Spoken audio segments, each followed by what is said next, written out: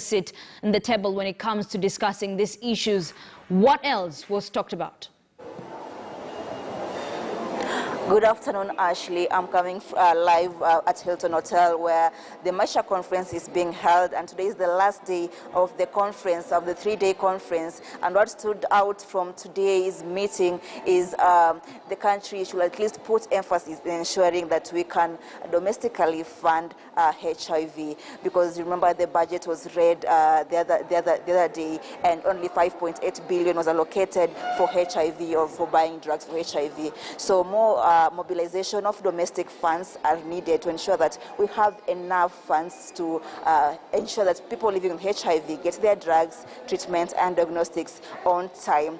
And also something that came out, stood out today in today's meeting, is that also there are people living in prisons that also, some of them are living with HIV, and most of them need to be protected from being infected with HIV. So I'll be joined by Ms. Olivia Obel, who is the head of Kenya Prisons, to tell us more on what the prisons is doing to ensure that those living with HIV get their drugs on time, get their diagnostics on time, and those who are there, who are in HIV, who are living in prisons also are protected from being infected with HIV.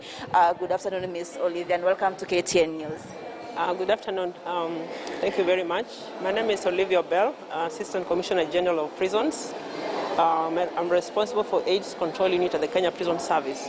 Now at the conference, we are presenting the impact of COVID-19 on HIV programs in prisons. And you know, on the onset of COVID-19, there are a number of challenges that we received also, just like any other sector. And more so the aspect of restrictions, movements really affected in the areas of HIV and AIDS. But over and above that, we are responsible for preventing and mainstreaming HIV across all prisons. And this is also done by support from different partners. Currently, we have LVCT, who is our partner, who supported by CDC, of course, from PEPFAR funds. And we're having a program through them that is called STAR project, that is strengthening TB and HIV response in prisons. At the prisons now, we have like 8,000 clients who are on care, HIV at services, and some of them, of course, are coming in with their children, accompanying their mothers to prisons. We have put in place, of course, support for them. We have already trained almost 300 HTS, uniformed HTS counselors across all prisons, who are able to full-time support and take care of our clients. So when our clients come into the prison, of course, there is voluntary testing, there is screening is being done to them, and we said prisons is just like the community. So when they come in, it's voluntary, but they are encouraged to know their status so that they can really guard that status when they are inside there.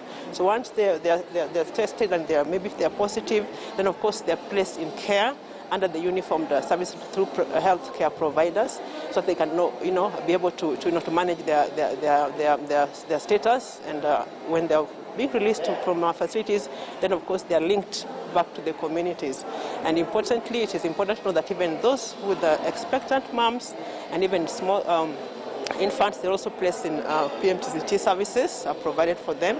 So all in all, we are able to manage all category of our clients with best practices in regard to supporting them through the HTS services to the prisons. Thank you very much. And maybe how do you ensure those who are on ARTs get their drugs on time? Oh, there is direct operation dots. That is what is taking place. So we have, for instance, I mentioned to you that we have those who we have trained like ambassadors, and even the peer educators, our clients. They're all trained there, and we have direct operation therapy, so they're able to move around and ensure that they receive those drugs on good time. So, and remember, they've also been sensitized, and so they're aware. So there's no stigma as it is in terms of HIV so far.